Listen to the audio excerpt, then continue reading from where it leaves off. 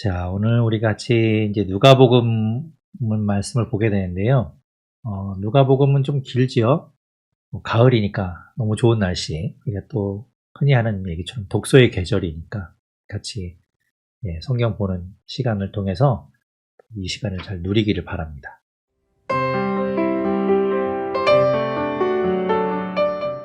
살아계신 하나님 아버지, 감사합니다. 우리의 삶의 자리에서 또 각자 열심히 삶을 살다가 또 주님 말씀 보기 위해서 이 시간 함께 자리를 마련했습니다. 하나님, 우리가 주의 말씀을 볼 때 임재하여 주셔서 그 말씀을 보여주시고 듣게 하시고 깨달아 알도록 역사하여 주시옵소서. 성령 하나님께서 각 사람의 마음 가운데 함께하여 주셔서 주님의 말씀이 우리 마음에 들어올 수 있도록 우리의 마음밭을 열어주시고 하나님 그 말씀이 우리 마음에 심겨질 수 있게 하여 주시옵소서. 주님께 모든 것 맡깁니다. 주님께서 온전히 주장하여 주시옵소서. 예수님 이름으로 기도드립니다. 아멘. 누가복음의 개관을 살펴보겠습니다. 누가복음은요, 전체 이제 24장으로 이루어져 있죠. 이제 24장으로 이루어져 있고, 누가복음에서 강조하고 있는 주제, 누가복음의 주제, 누가복음을 통해서 이 저자는 무엇을 이야기하고 싶은가를 볼 때 그 주제는 바로 이 땅에 잃어버린 자를 찾아서 구원하려고 오신 인자의 모습, 그 주님을 그리고 싶어 하는 것 같아요. 그래서 그것이 주제라고 볼 수 있고요.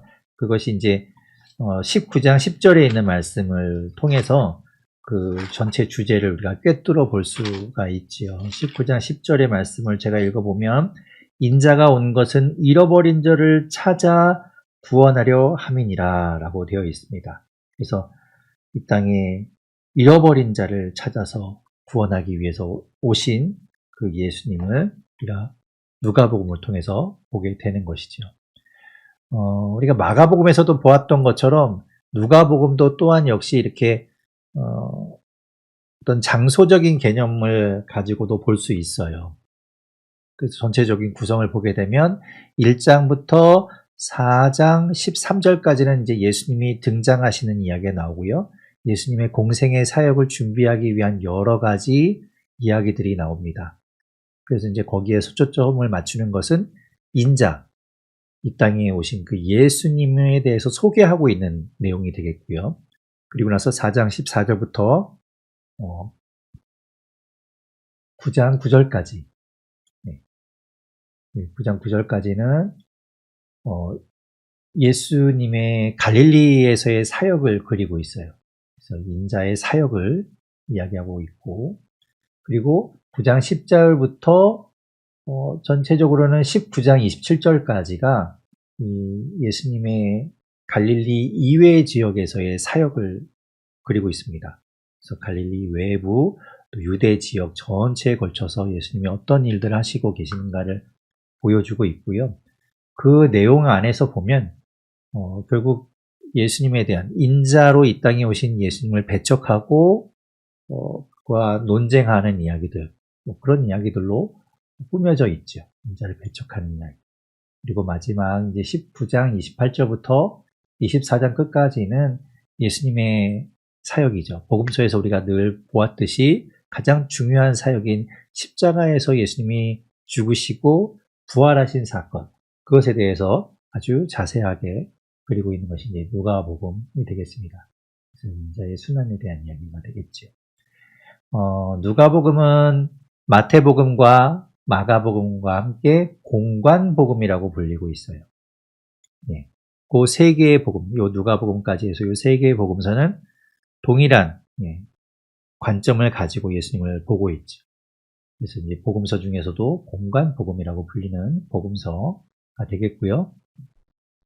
특징적인 내용을 보게 되면 우리가 마태복음과 마가복음에서도 보았듯이 이 복음서는 예수님의 모습을 네 생물 가운데 하나의 모습으로 비유적인 표현을 통해서 이제 보여주고 있어요. 에스겔 1장 10절이나 계시록 4장 7절에 나오는 네 생물 중에서 이 누가복음은 사람의 형상, 그죠? 마태복음은 뭐였나요? 사자였죠. 사자복음이라고도 우리가 부르기도 하는 게 마태복음이고, 마가복음은 이 땅에 종으로 오신 예수님, 그래서 소의 형상에 비유했죠. 그래서 소복음으로 본다면 누가복음은 사람의 형상으로 이 땅에 오신 예수님에 대해서 이야기해요. 그래서 이 땅에 오신 예수님 가운데 인성을 강조하죠. 그래서 인자에 대한 이야기가 많이 나오고 인성을 강조하고 있습니다. 그래서 우리와 공감하시는, 우리의 마음을 알아주시는 주님을 볼 수 있죠. 누가복음은 이제 우리가 이제 1장을 보게 되겠지만, 누가복음 첫 부분에 그 누가복음 쓰는 이제 여러 가지 서론과도 같은 이야기들이 나오게 되는데요. 거기에 보면 이방인을 향하여 썼다라는 것을 분명하게 드러내고 있습니다. 데오빌로라는 사람에게 이 누가복음을 쓰고 있다라고 이제 이야기하고 있어요. 데오빌로는 어떤 사람인가? 여기 이제 밑에 제가 따로 내놨지만 데오필로스라는 이름을 이제 이렇게 우리가 우리말로 해서 데오빌로라고 번역하고 있는 것이고요. 데오필로스라는 말이 이렇게 데오라는 말이 하나님이라는 뜻이고 필로스가 이제 친구라는 뜻이라서 이 뜻을 풀이하자면 하나님의 친구라는 그런 뜻을 가지고 있어요, 이름이. 그래서 여기에 대해서는 여러 가지 지금도 이야기들이 있습니다. 이 데오빌로라는 사람이 누구냐? 성경에 이 누가복음과 사도행전에만 언급이 되고 있고 그가 누구인지에 대해서 나오지 않기 때문에 이 사람이 실존하는 인물이냐라는 것에 대해서 이제 뭐 논란이 좀 있긴 하죠. 실존하는 사람이라고 본다면 이제 데오빌로 각하라는 말을 쓰고 있기 때문에 각하는 로마에서 총독 그 이상에 해당하는 사람들을, 그 고관들을 부를 때 각하라는 표현을 쓰는데요. 우리도 예전에 이제 뭐 그런 표현을 썼지만 그 정도의 고관직에 있는 사람일 것이다. 만약에 이 사람이 생존했던 사람이라면, 실존했던 사람이라면 이제 그 정도의 로마의 높은 고위직에 있던 사람일 것이다 라고 보고 있고요. 그리고 만약에 이 데오빌로라는 사람이 실존하지 않는 사람이다, 가상의 인물이라고 본다면 이야기한 것처럼 이 뜻이 하나님의 친구이기 때문에 하나님을 사랑하는 하나님의 친구인 모든 사람을 향해서 쓰되 가상의 인물로 데오빌로라는 사람은 정해놓고 쓴 것이 아니겠는가라고 보고 있습니다. 이렇게 두 가지 이제 의견들이 있어요. 데오빌로라는 사람을 향해서 쓰고 있다라는 것이 이제 누가복음과 사도행전에 이제 같이 이 수신자로 등장을 하게 되지요. 그렇다면 이 누가복음은 누가 썼다고 보고 있는가 하면 전통적으로 누가가 썼다라고 보고 있습니다. 누가는 루카스의 이제 우리식 이름이 되겠고요. 루카스는 빛나다라는 이름을 가지고 있어요. 뜻을 가지고 있는 이름입니다. 이 누가라는 이름도 사실 성경에는 거의 등장하지 않아요. 3번 정도밖에 등장하지 않습니다. 그래서 그 3번 등장한 것을 가지고 이제 추정해 보는 것이죠. 어떤 사람이었을까라는 것을 추정해 보게 되면 골로새서 4장 14절에 보면 누가에 대해서 이 골로새서를 쓰고 있는 사도 바울이 누가를 설명할 때 사랑하는 의사 누가라고 표현합니다. 그것을 보면 의사였던 사람이라는 걸 알 수 있어요. 의학 공부를 했던 사람. 그래서 이 누가복음을 살펴보게 되면요. 누가복음은 우리말로 번역되어 있으니까 우리가 그것이 잘 드러나지 않지만 원래 헬라어로 쓰여져 있는 이 원문을 보게 되면 상당히 고급진 헬라어를 구사하고 있다는 것을 보여준다고 합니다. 그러니까 그것을 통해서 알 수 있듯이 이 사람이 어느 정도 공부를 한 사람이구나라는 것을 우리가 알 수 있겠죠. 그리고 의사이다 보니까 특징에도 써 있는데요. 의사이기 때문에 등장하는 어떤 자세하게 아픈 사람에 대해서 좀 더 자세하게 묘사를 한다던가 의사이기 때문에 생략하지 않고 자세하게 이야기하는 부분들이 좀 그런 표현들이 많이 등장하고 있어요. 그리고 누가는 또한 어떤 사람입니까? 의사이기도 하지만 바울의 동역자예요. 그래서 바울과 함께 사역하고 사도행전도 이 누가가 썼다라고 보는데요. 거기에 보면 사도 바울과 함께 사역하면서 우리라는 표현을 써서 사도 바울과 함께 동역했던 사람인 것을 우리가 알 수 있죠. 그리고 디모데후서를 통해서 보게 되면요. 디모데후서는 바울의 마지막 편지라고 우리가 보통 이야기하죠. 그 로마 지하 감옥에 있을 때에도 그곳에 누가는 함께 있었던 것으로 보입니다. 그래서 누가가 바울의 동역자로서 어려움을 함께하고 또 복음 전한 일에 동역했던 것을 볼 수 있고요. 계속해서 말씀드리지만 누가복음과 사도행전을 지은 저자라는 걸 우리가 알 수 있고, 그렇다면 누가복음과 사도행전은 서로 연결되어 있다는 걸 우리가 알 수 있어요. 그러니까 예수님의 그 부활을, 십자가 사건과 부활을 기점으로 해서 그 앞의 이야기를 다루고 있는 것이 누가복음이고, 그리고 그 뒤에 이제 이어지는 이야기들은 사도행전을 통해서 누가가 이야기하려고 썼다는 걸 알 수 있죠. 누가복음은 이제 보시면 알겠지만 상당히 긴 복음서입니다. 양이 상당히 많아요. 그래서 보게 되면 그 모든 것들을 아주 풍부한 자료들을 이미 이 누가가 조사를 했던 것 같아요.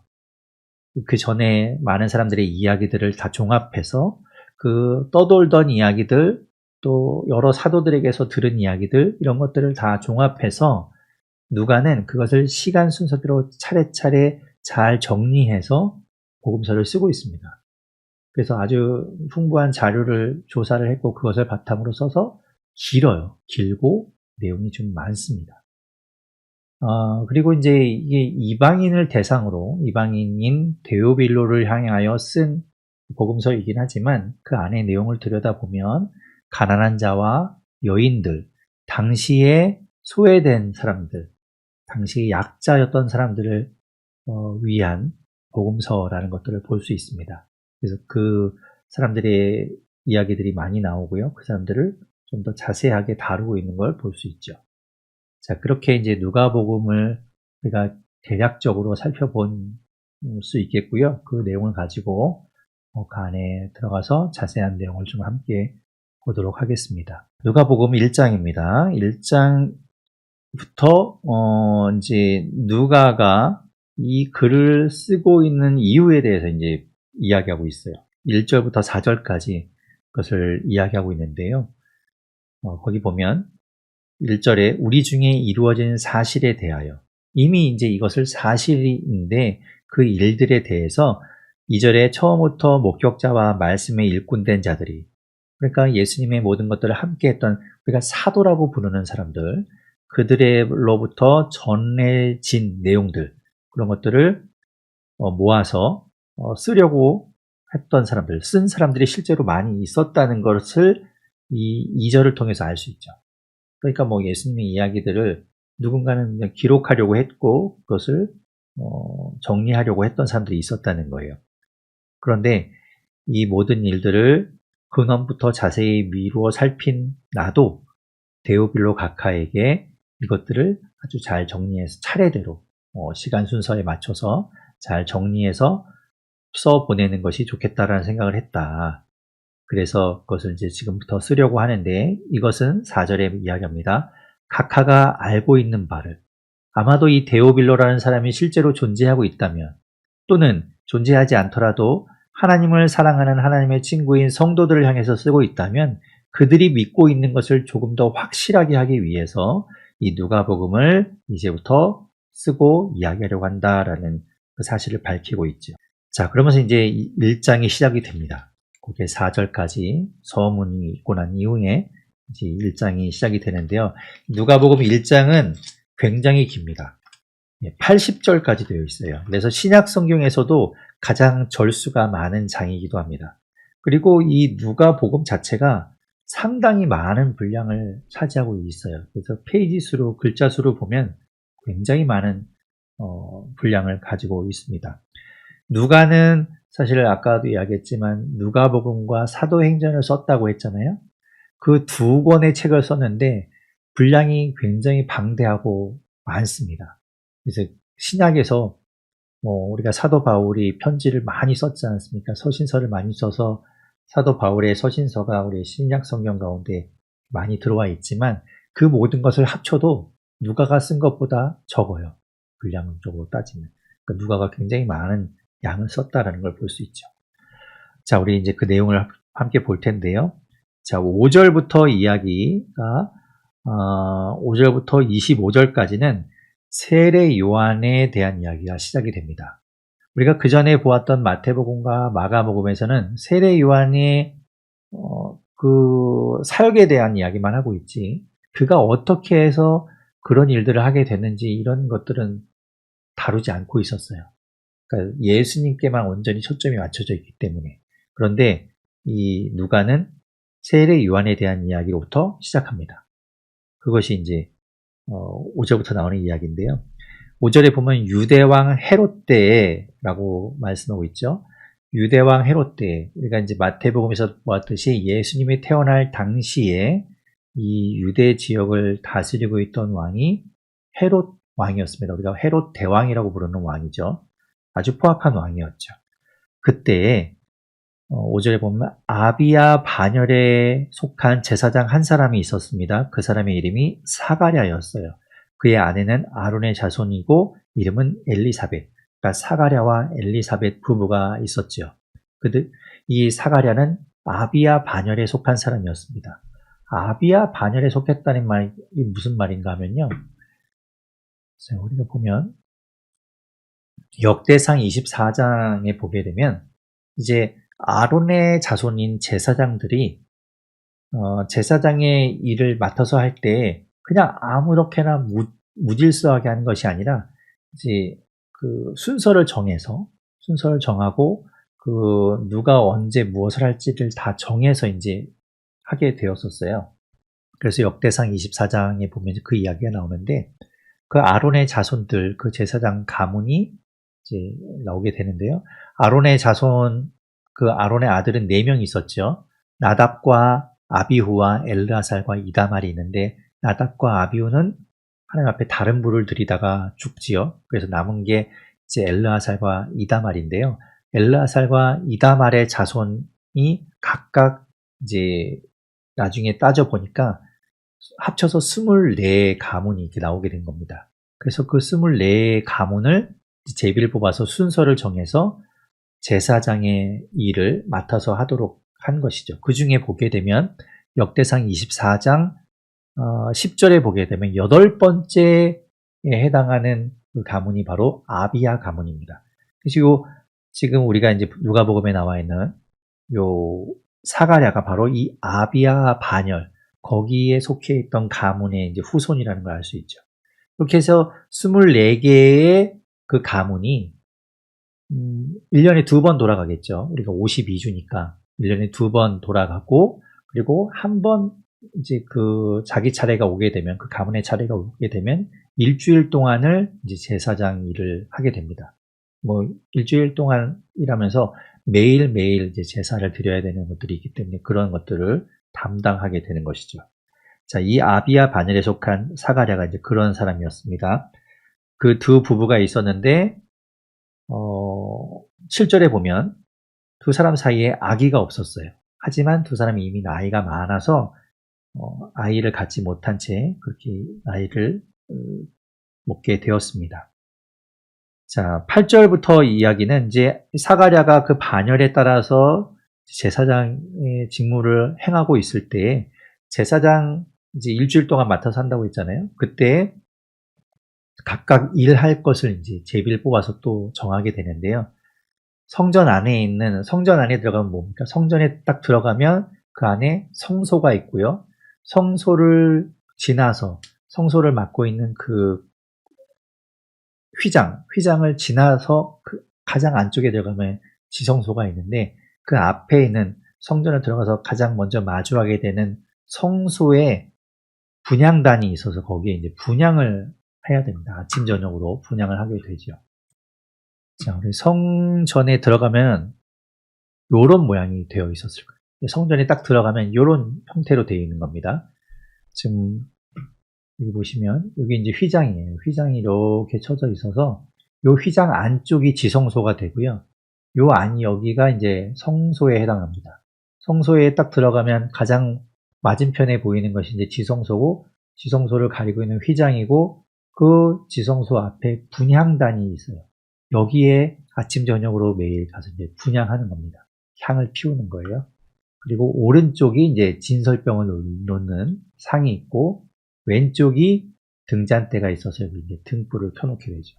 요게 이제 성소의 모습인데, 여기에 이제 사가랴가 들어가서 향을 피우는 일을 하도록 제비를 뽑았다는 거예요. 그래서 들어가서 향을 피우는데, 그때 거기에서 누구를 만나게 되는가 하면 주의 사자를 만나죠. 11절에 주의 사자가 향단 우편에 서 있어서 사가랴가 보게 됩니다. 그리고 깜짝 놀라서 이제 무서워하고 있는데, 천사가 이 사가랴에게 이야기하죠. 너에게 아들을 낳게 해줄 텐데 13절 끝에 보면 그 이름을 요한이라고 해라. 그러면서 그가 어떤 사람인지를 이제 이야기하는데 15절부터 17절까지 이야기하죠. 그가 주의 앞에서 큰 자가 되고 성령의 충만함으로 사람들을 하나님께로 많이 돌아오게 하겠다. 그런 이야기를 이제 들려줍니다. 그리고 또 17절에 엘리야의 심령과 능력으로 주 앞에 먼저 와서 아버지의 마음을 자식에게 거스르는 자를 의인의 실기에 돌아오게 하고 주를 위하여 세운 백성을 준비하리라, 이렇게 이야기하는데, 이 말씀은 우리가 말라기에서 보았던 말씀, 제가 한번 다룬 적이 있는데, 이 말라기에서 보았던 선지자 엘리야가 올 것이다라는 그 이야기의 말씀이 지금 이 주의 사자를 통해서 들려주고 있는 거예요. 자, 그런데 이제 18절에 보면 이 사가랴가 말하죠. 우리가 나이가 많은데 어떻게 아이를 갖습니까? 이제 이렇게 이야기할 때, 그때 천사가 이제 대답하죠. 19절에 보면 그 천사가 자기 이름을 밝힙니다. 나는 가브리엘이다라고 이야기하면서 내가 이야기한 것이 이루어질 것이다 라고 이야기하면서 그것을 가지고 증표로 20절에 보면 내 말이 이루어질 때까지 네가 말을 못하는 자가 될 것이다, 이렇게 이야기해요. 그리고 이제 그 말을 들은 사가랴가 그때부터 이제 말을 못하게 되죠. 그래서 이제 사람들이 무슨 일이 있었구나, 그 안에서 무슨 일이 있었구나라는 걸 눈치채게 됩니다. 그리고 나서 이제 집에 돌아왔는데 24절에 보면 그 이후에 그의 아내 엘리사벳이 잉태하게 됩니다. 임신하게 돼요. 하나님 말씀대로 임신하게 되고 5달 동안을 숨어 있으며 라고 이야기합니다. 숨어 있으며 라고 해서 마치 이 사가랴와 엘리사벳이 뭔가 잘못해서 숨어 있고 이것을 알리지 않은 것처럼 이제 우리가 볼 수 있겠지만, 공동번역 성경 같은 경우에 이것을 어떻게 이제 번역하는가 하면 들어앉아 있었다라고 이제 번역해요. 그러니까 집에서 아무래도 노산이고 아기가 안전해질 때까지는 조심하고 안에서 이렇게 거동하지 않고 있었다는 것을 알 수 있겠죠. 그렇게 이제 5달을 지내고 있었어요. 그런데 이제 6달이 되었을 때 26절에 그 세례 요한이 잉태된 지 6째 달에 가브리엘이 다시 한번 나타납니다. 아까 이 사가랴에게 나타났던 천사가 나타나죠. 다시 나타나서 이번에는 26절에 보면 갈릴리 나사렛이란 동네에 가서 그 동네에서 요셉과 아직 결혼하지 않은 약혼 상태에 있는 마리아를 찾아갑니다. 그리고 마리아에게 이야기해요. 마리아가 잉태해서 아들을 낳게 될 것이다 라는 걸 이야기합니다. 그것이 31절에 말하죠. 보라, 내가 잉태하여 아들을 낳으리니 그 이름을 예수라 하라. 마리아가 그 이야기를 듣는 거예요. 그리고 그 예수를 통해서 32절 끝에 보면 조상 다윗의 왕위를 그에게 주리니, 33절 영원히 야곱의 집을 왕으로 다스릴 것이며 그 나라가 무궁하리라 이렇게 이야기해요. 마리아가 그 이야기를 듣고 이야기하죠. 34절에 나는 남자를 알지 못하니 어찌 이 일이 있으리까. 아직 결혼하지 않았거든요. 아직 그러니까 요셉과 한 집에 살지 않은 상태예요. 아직 정혼한 상태, 약혼한 상태로 있지 아직 함께 살고 있지 않기 때문에 이 일이 있을 것이라는 이야기를 듣고 좀 의아해한 것이죠. 그때 이제 천사가 이야기합니다. 성령이 그죠? 하나님께서 그 성령의 능력으로 너를 덮으리니 그 능력에 의해서 네가 잉태되게 될 것이다. 그래서 35절 끝에 말합니다. 이는 거룩한 이는 하나님의 아들이라 일컬어지리라 이렇게 이야기해요. 그러면서 이제 이야기하는 것이 36절에 친족 엘리사벳을 봐라. 아마도 이 마리아와 아까 이야기한 사가랴 그리고 엘리사벳 그 집은 친척 집이었던 것 같아요. 친족 엘리사벳이 늙었음에도 불구하고 아들을 배웠으니 능치 못하는 일이 하나님이 하시면 가능하다라는 것을 이야기하죠. 그러자 38절에 마리아가 이야기합니다. 주의 여종이오니 말씀대로 내게 이루어지이다. 이렇게 이야기해요. 마태복음을 우리가 보았었는데요. 마태복음에서는 예수님이 태어나게 잉태되게 될 것을 누구에게 이야기합니까? 네. 보면 마태복음 1장에 20절부터 23절에 보면 주의 사자가 나타나서 요셉에게 이야기해줘요. 요셉에게. 그죠? 요셉에게 나타나서 아들을 낳으리니 이름을 예수라 하라 이렇게 이야기해주죠. 그것을 보면 지금 마리아에게도 가브리엘 천사가 나타나서 이야기했고 그리고 요셉도 알아야 하잖아요. 요셉이 오해하면 안 되니까. 요셉에게도 마태복음 말씀처럼 주의 사자가 나타나서 그 이야기를 해줬던 것 같아요. 그래서 마리아도 요셉도 그 모든 이야기를 이제 듣고 알았던 것이죠. 자, 그리고 나서 이제 이 마리아는 그 잉태되게 되죠. 성령으로 아들을 잉태하게 되고 39절에 보면 산골에 가서 유대 한 동네에 있는 그 산골에 가서 엘리사벳이 있는 곳에 가게 됩니다. 거기에서 엘리사벳을 만나죠. 엘리사벳을 만날 때 엘리사벳 뱃속에는 지금 6달 된 세례 요한이 있었고 그 세례 요한이 그 마리아가 오는 것을 보고 뱃속에서 뛰놀았다. 아주 기쁘게 뛰놀았다라고 이야기합니다. 그리고 엘리사벳이 이제 그 마리아를 축복하죠. 그리고 나서 그 46절부터 56절까지는 마리아가 하나님께 찬양을 올려드리는 마리아의 찬가가 나오게 됩니다. 마리아가 하나님께 하나님을 높이며 찬양하는 내용을 볼 수 있어요. 자, 이 내용을 보면 우리 이제 사무엘상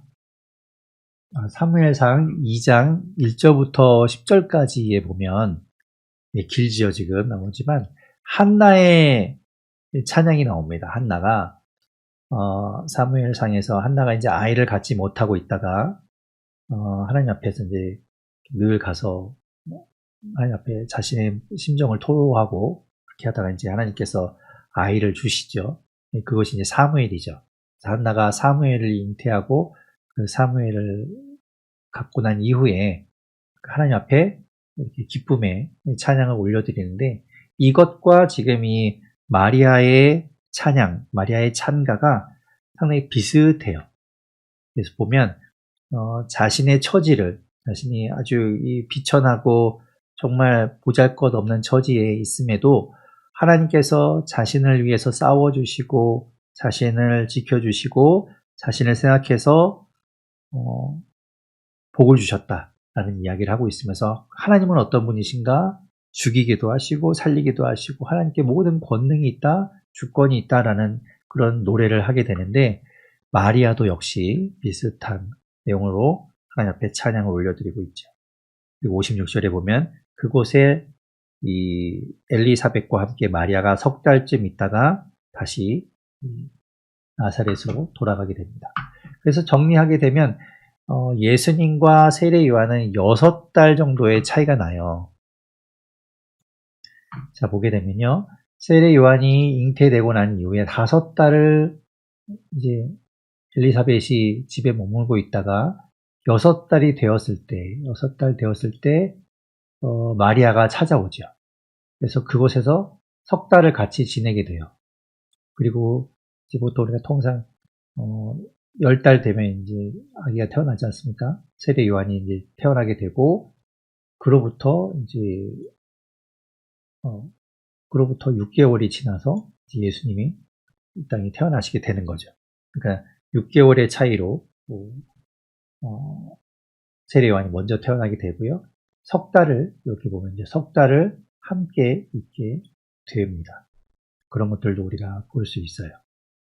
자, 57절에 보게 되면 57절부터 66절까지 세례 요한이 태어나는 이야기가 나옵니다. 세례 요한이 태어나게 될 때, 태어나고 나서 59절에 보면 8일째가 되었을 때 할례하러 갑니다. 그러니까 난지 8일 만에 할례를 하게 되었죠. 레위기 12장에 보면은 아들이 태어나면 8일째 되었을 때 할례를 행하게 되어 있습니다. 그것은 창세기에서도 아브라함에게 하나님께서 주신 약속이죠.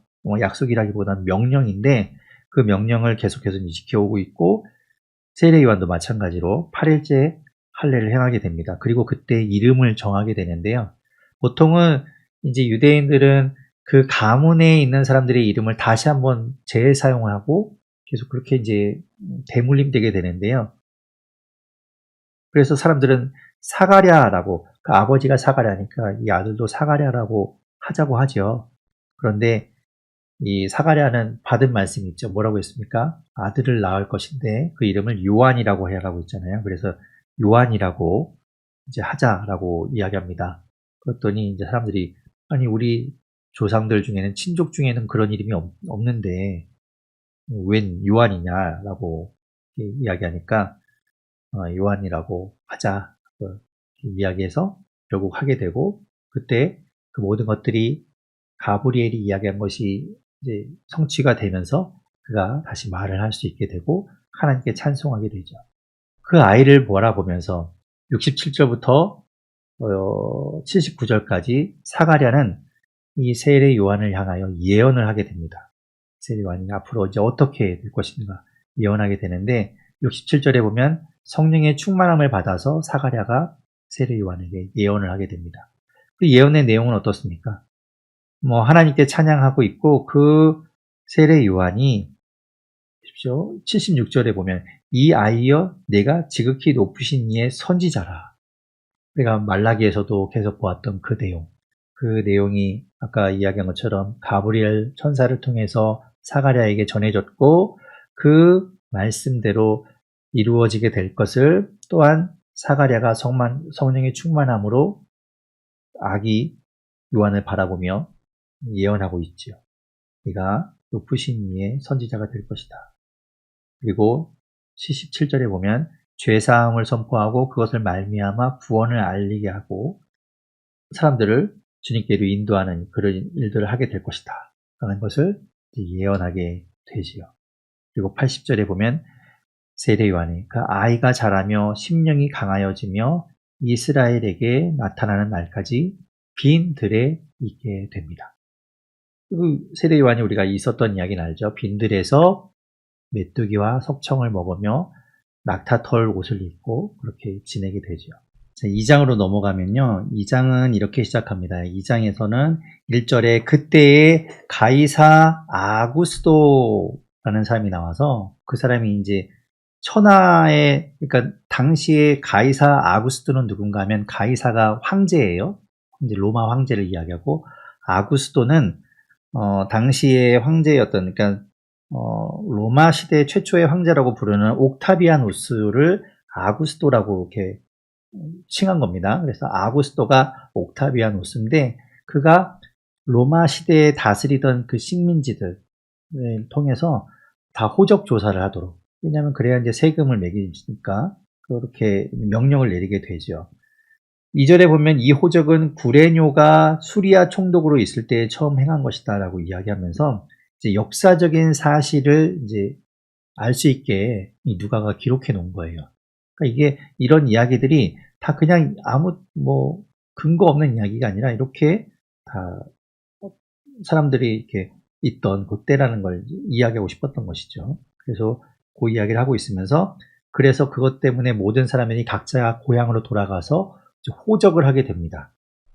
그래서 이 요셉과 마리아도 호적을 하러 가게 되는 거예요. 4절에 보면 요셉도 다윗의 집 족속이므로 갈릴리 나사렛 동네에서 유대를 향하여 베들레헴이라 하는 다윗의 동네로 약혼한 마리아와 함께 이제 가게 되는 거예요. 근데 이때는 이미 마리아가 잉태한 상태였기 때문에 만삭의 몸을 입고 하게 되죠.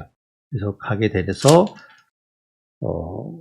베들레헴에 도착해서 거기서 이제 아기를 낳게 됩니다. 7절에 보면 첫 아들을 낳아 강보에 싸서 부유에 뉘었으니 이는 여관에 있을 곳이 없음이러라. 묵을 곳이 없었기 때문에 부유, 그 동물의 먹이통에 이제 아기를 누이게 되죠. 자, 그때 보게 되면 8절부터 이야기 20절까지 이야기는 그 예수님이 태어나시는 그 순간에 그때에 있었던 일들을 이제 이야기하고 있어요. 보면 그 지역에 목자들이 있었는데 밤에 양떼를 지킬 때 주의 사자들이 나타나서 그들에게 이야기합니다. 기쁘고 좋은 소식, 큰 기쁨의 좋은 소식을 너에게 전한다라고 10절에 이야기하면서 11절에 보면 오늘 다윗의 동네에 베들레헴에 너희를 위하여 구주가 나셨다라고 이야기하고 곧 그가 그리스도 주시다 이렇게 이야기해요. 그리고 그 아기는 지금 강보에 쌓여 부위에 누워 있다라는 걸 이야기하고 있죠. 그리고 나서 수많은 천군 천사들이 나타나서 하나님을 찬송합니다. 14절에 말하죠. 지극히 높은 곳에서는 하나님께 영광이요 땅에서는 하나님이 기뻐하시는 사람들 중에 평화로다. 우리가 성탄절에 많이 듣는 말씀이죠. 그 말씀이 이제 그 천사들의 입을 통해서 천군 천사의 입을 통해서 하나님을 찬송하는 그 찬송이 울려 퍼지게 됩니다. 그리고 나서 천사들이 떠나고 나자 목자들이 그 이야기를 듣고 이제 그 일을 보기 위해서 가요. 가서 보니까 16절에 마리아와 요셉과 부유에 누인 아기가 진짜 있는 거예요. 그 천사가 말한 것처럼. 그래서 그것을 보고 이제 자기들이 들은 천사가 전해준 이야기를 들려주게 되죠. 그리고 그곳에서 하나님께 영광을 올려드리게 됩니다. 그리고 예수님은 21절에 세례 요한이 그랬던 것처럼 다른 모든 유대인들이 그랬던 것처럼 8일 만에 이제 할례를 행하게 되고 이름을 정하게 될 때 예수라 하게 됩니다. 가브리엘 천사가 요셉에게 주의 사자가 가브리엘 천사가 마리아에게 나타나서 전해준 대로 예수라고 이름을 짓게 되죠. 22절부터는 그 예수님이 정결 예식을 하기 위해서 8일 만에 할례를 행하고 정결 예식을 행하기 위해서 예루살렘에 올라갔을 때의 이야기를 들려주고 있어요. 22절에 이제 예루살렘으로 올라가고 39절에 다시 이제 고향인 나사렛으로 돌아오게 되는 이야기를 들려주고 있습니다. 보게 되면요. 모세의 정결 예식이라고 되어 있는데 레위기 12장에 보면 그 출산에 대해서 율법이 정해져 있는데 아들을 낳게 되면 3절에 보면 8째 날에는 그 아이의 포피를 벨 것이요. 이게 이제 할례를 행하는 거죠. 그리고 3일이 지나면 아들의 경우에는 이제 8째 날에 포피를 베고요. 그리고 33일이 지나면 이제 그때는 정결하게 되기 때문에 그때 제물을 드리게 됩니다. 하나님 앞에. 근데 딸을 낳았을 경우에는 2배의 시간을 더 쓰게 돼서 그래서 66일을 지나야 정결해지게 되고 그래서 제사장에 가서 정결 예식을 행하게 됩니다. 그때는 정결 예식 때 여러 가지 제물을 당연히 드리는 것은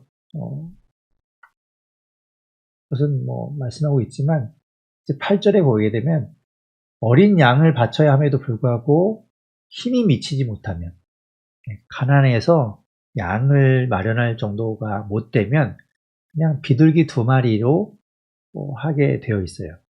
그래도 괜찮다라고 이제 레위기가 이야기하고 있죠.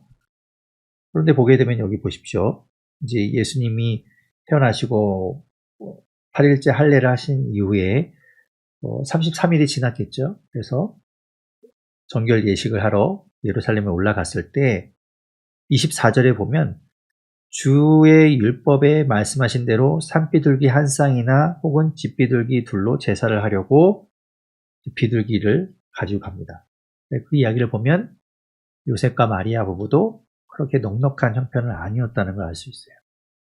자, 그렇게 이제 갔을 때 누구를 만나게 됩니까? 25절에 보면 시므온이라는 사람을 만나게 돼요. 그래서 시므온을 만나게 되는데 이 시므온은 어떤 사람인가 하면 25절 중간에 보면 의롭고 경건하여 이스라엘의 위로를 기다리는 자라 성령이 그 위에 있었다라고 이야기하죠.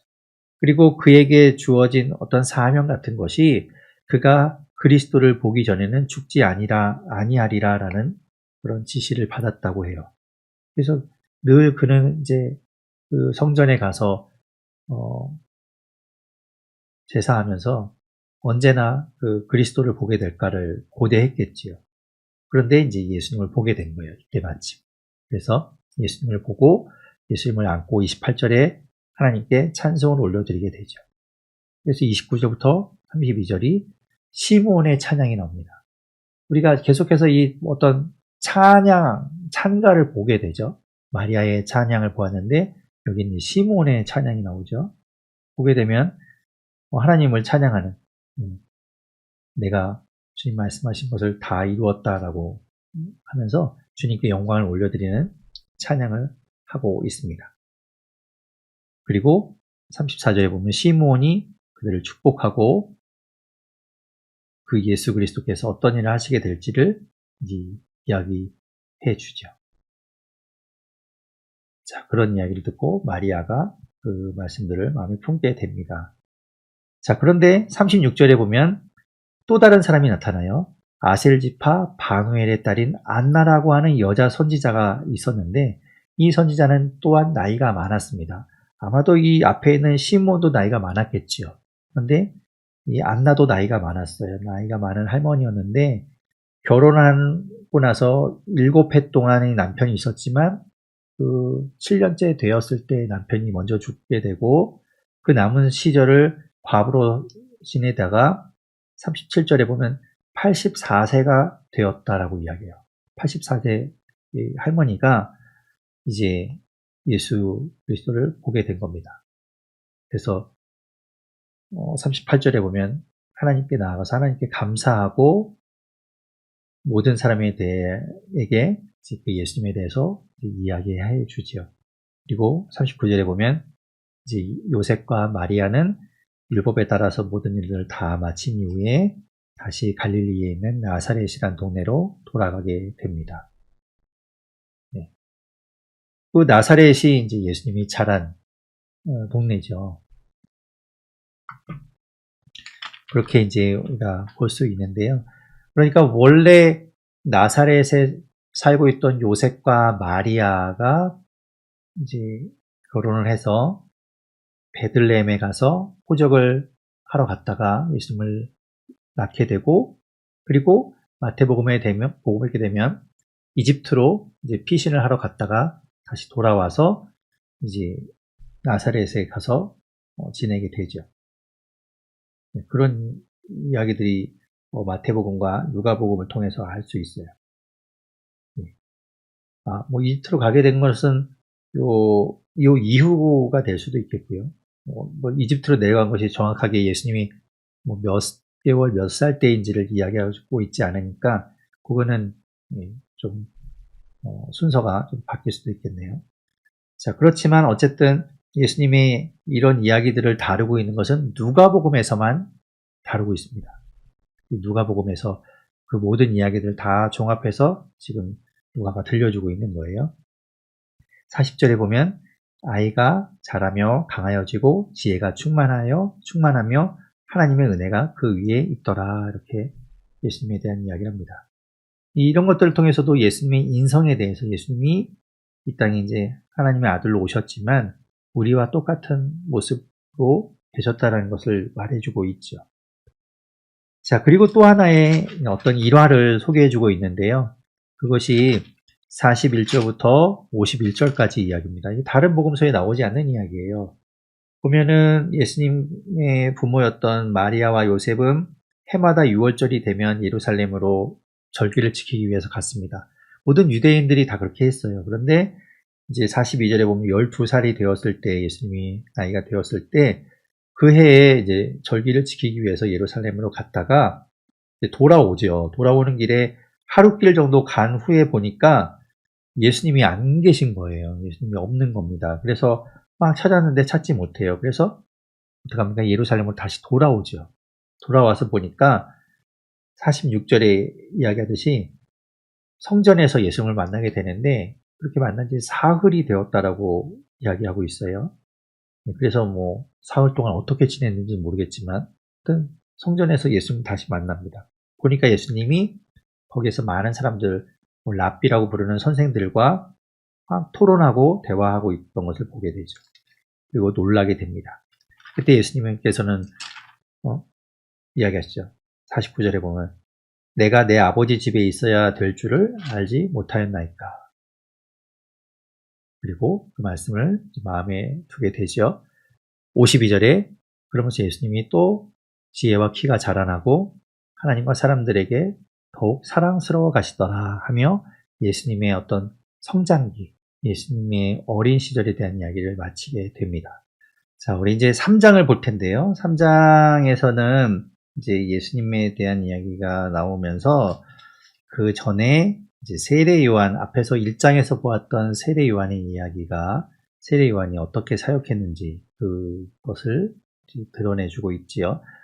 3장에 보게 되면 1절부터 2절에 아까 2장에서도 보았듯이 역사적인 배경을 이야기하고 있어요. 이때가 언제냐, 이때에 어떤 왕이 있었고 누가 뭘 했고 이런 것들을 사실적으로 이제 그리고 있죠. 1절에 보면 디베료 황제가 통치한 지 15해라고 되어 있어요. 아까 2절에서는 누구였다고요? 가이사 아구스토. 아구스토가 이제 로마의 초대 황제였다고 했죠. 그래서 옥타비아누스였고 그가 AD 14년까지 통치하고 그 뒤에 그의 뒤를 이어서 이 디베료라고 부르는 티베리우스 황제가 등극을 하게 됩니다. 그 티베리우스가 AD 14년에 등극하게 되는데 그 AD 14년부터 15년이 흐른 거죠, 지금. 그러니까 AD 30년경이 된 거예요. 그러니까 디베료 황제가 다스린 지 이제 15년째 된.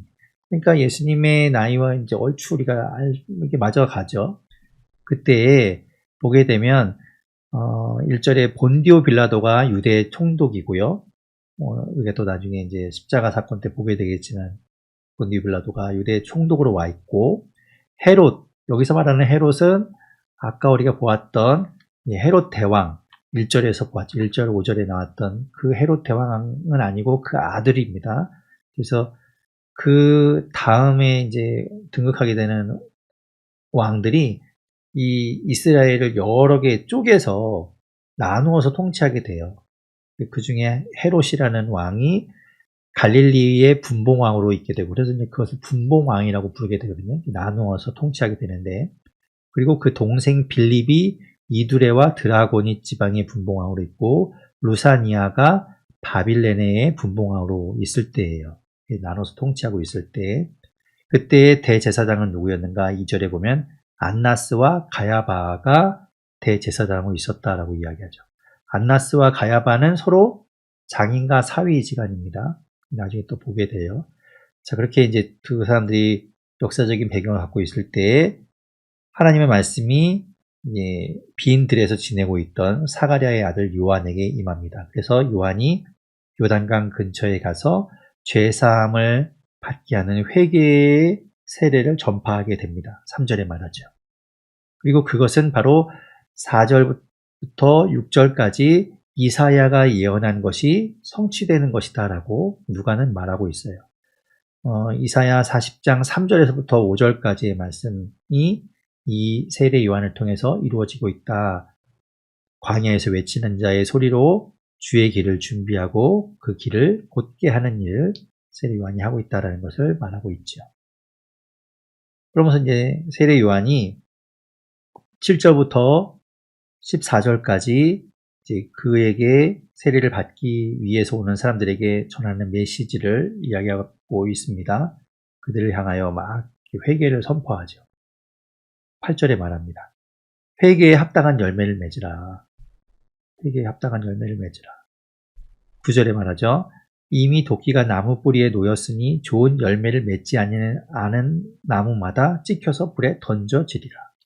좋은 열매를 맺으라 라고 강조하고 있어요. 회개해라. 그러면서 이제 10절에 보면 사람들이 물어보죠. 그럼 우리가 뭘 해야 되겠습니까? 회개의 열매를 맺는다는 게 뭡니까? 물어보잖아요.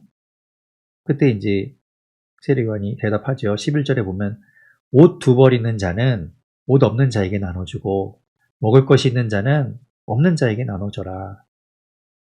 12절에 세리들은 어떻게 합니까? 13절에 말하죠. 부가 된 것 외에는 거두지 말아라. 부당한 이득 취하지 마라. 약한 자들 괴롭히지 마라. 군인들에게 14절에 또 말합니다. 중간에 말하죠. 강탈하지 말며 거짓으로 고발하지 말고 받는 급료를 족한 줄로 알라. 부당하게 착취하고 없는 사람들을 더 핏빨아먹는 일을 하지 말라. 이렇게 이야기합니다. 그것이 회개에 합당한 열매를 맺는 것이다. 삶으로 살아가야 한다는 걸 강조하고 있어요. 그 이야기를 듣는 사람들이 이제 15절에 말합니다. 아, 이 사람이 혹시 그리스도가 아닐까? 아니, 저런 메시지를 이렇게 전하는 사람이 그리스도가 아닐까? 이제 그들이 막 수근수근 이야기한다는 거죠. 근데 세례 요한이 16절에 말합니다. 나는 그가 아니다. 나는 그리스도가 아니다. 나는 내 뒤에 오시는 이가 그리스도인데 그분의 신발끈을 풀기도 내가 그런 일을 할 수도 없는 존재다 라고 이야기하면서 내 뒤에 오시는 이가 성령과 불로 세례를 베푸실 것이다. 그러면 그때의 17절에 있듯이 타작마당에 심판을 통해서 알곡은 곡간에 들이고 죽정이는 불에 타게 될 것이다. 선포하죠. 하지만 이렇게 좋은 말로 여러 가지 소식을 전하고 복음의 메시지를 선포하고 있었지만 19절에 이야기하듯이 분봉왕 헤롯이 그의 동생 헤로디아의 사이에서 부정을 저지르고 불륜을 저지른 것 때문에 그것을 책망하다가 요한은 감옥에 갇히게 되지요. 자, 그 감옥에 갇히기 전에 이제 예수님께서 세례 요한에게 나와서 세례를 받으시는 이야기가 이제 21절, 22절입니다. 보면 예수님께서 세례를 받으실 때 하늘이 열리고 성령이 비둘기같이 내려오고 하늘로부터 소리가 나서 너는 내 사랑하는 아들이라 내가 너를 기뻐하노라 하는 음성이 들리게 되죠. 자, 그 이야기가 있고 난 이후에 23절부터 38절까지는 예수님의 족보에 대해서 이야기합니다. 예수님의 족보. 우리가 마태복음 1장에서 예수님의 족보를 보았잖아요. 그런데 여기서도 예수님의 족보가 등장합니다. 그런데 이제 그 족보라는 것이 마태복음에 나와 있는 족보와는 좀 달라요. 23절에 이렇게 말합니다. 예수께서 가르치심을 시작하실 때에 몇 살이라고요? 30세쯤 되었다라고 이야기하죠. 그래서 예수님의 공생이 시작한 나이를 30세로 알게 됩니다. 그러면서 이제 예수님의 족보를 이야기할 때 예수님의 족보를 마태복음에서는 아브라함으로부터 시작되어서 쭉 예수님까지 내려오는 족보였다면 여기서는 예수님으로 시작해서 올라가는 족보를 이야기해요. 그래서 마태복음하고 좀 비교를 해보면요. 마태복음 1장 1절부터 16절까지 이제 예수님의 족보가 나오게 되는데 마태복음 1장에서는 아브라함과 다윗의 자손 예수 그리스도의 계보라 그러면서 2절에 아브라함이 이삭을 낳고 하면서 이렇게 누가 누굴 낳고 하면서 점점점 내려오는 이야기로 하향식으로 족보가 기록되어 있다면 이 누가복음에서는 예수님을 기점으로 해서 올라가면서 예수님은 요셉의 아들이고 요셉의 위는 헬리오, 그 위는 하면서 점점 올라가죠. 상향식으로 족보가 기록되어 있습니다. 근데 보시게 되면 어떻습니까? 이 마태복음 족보를 기억하시지는 못하겠지만 지금 여기 제가 이렇게 띄워놨으니까 보시게 되면 족보에 있는 내용이 조금 달라요. 보시면 마태복음 1장 16절에는 요셉을 야곱이 낳았다라고 기록하죠. 그러니까 요셉의 조상이 야곱인데요. 지금 이 누가복음에서는 뭐라고 얘기합니까? 23절에 보면 요셉의 위는 헬리라고 이야기해요. 다르죠, 지금? 마태복음이 야곱이라고 하고 누가복음은 헬리라고 이야기합니다. 그러면서 이제 쭉 올라가는 이름들이 나오는데 다 처음 보는 이름들이고 생소해요. 되게 우리가 잘 모르는 이름들이 막 나옵니다. 그리고 마태복음에는 어떤 이름들이에요? 왜 이렇게 다른가? 그래서 이 다른 것 때문에 이 족보가 이제 마태복음에 있는 족보는 요셉의 남자 쪽 족보라고 보고 이 누가복음에 있는 족보는 마리아 쪽 족보가 아니겠는가 그렇게 해석하기도 해요.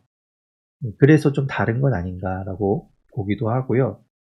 또 그렇게 다르게 된 이유 중에 하나는 보시게 되면 23절부터 해서 31절까지에 나오는 인물들은 그 마태복음에 나오지 않아요. 그러니까 그게 달라요.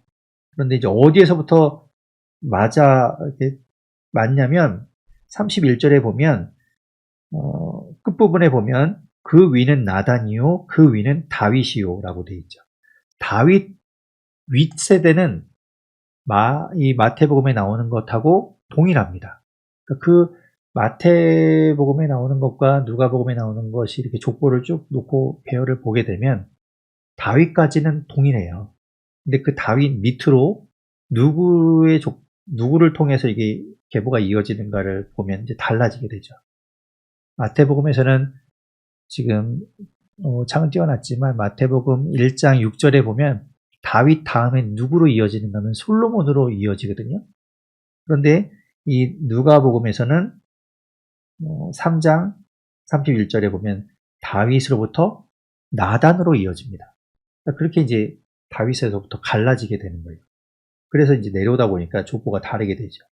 그래서 왜 이렇게 다르냐? 아까 말씀드린 대로 마태복음은 요셉의 족보가 아니겠는가? 그리고 누가복음은 마리아의 족보가 아니겠는가? 그렇게 보고 있다는 거예요. 그래서 왜 다른가에 대해서 그렇게 이제 우리가 해석하기도 한다는 것이죠.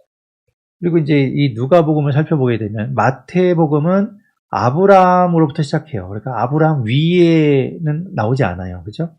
그런데 이 누가복음 3장에서는 34절에 보면 이 중간에 아브라함이 나오고 그 위는 데라고 그 위는 나홀이고 해서 그 위에까지 쭉 나옵니다.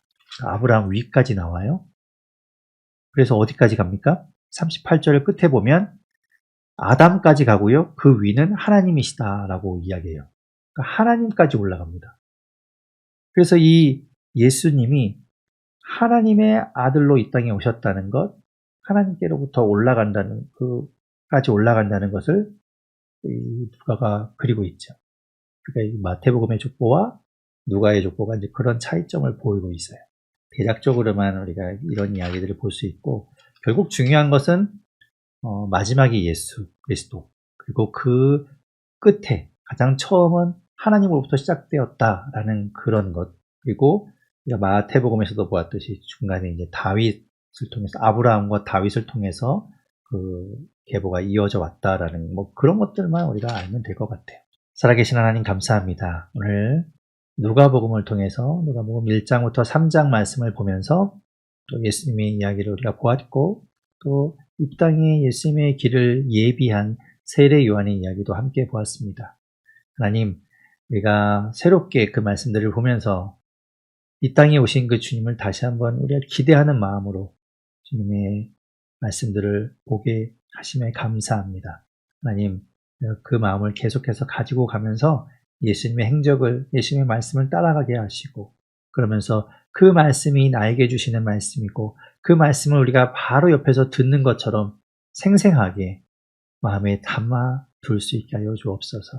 하나님, 우리의 삶 가운데 주님께서 늘 함께하여 주시고, 주님, 우리의 삶을 강건하게 붙들어 주셔서 넘어지지 않게 하시고, 우리가 주어진 그 모든 삶의 여정 가운데 넘어지거나 그렇더라도 다시 한번 주님 바라보고 일어나서 다시 한번 주의 말씀 앞에 우리가 설 수 있는 우리 모두가 되도록 인도하여 주시옵소서. 하나님 평안하게 하시고 주의 은혜를 더해 주시옵소서. 감사드리며 예수님 이름으로 기도드립니다.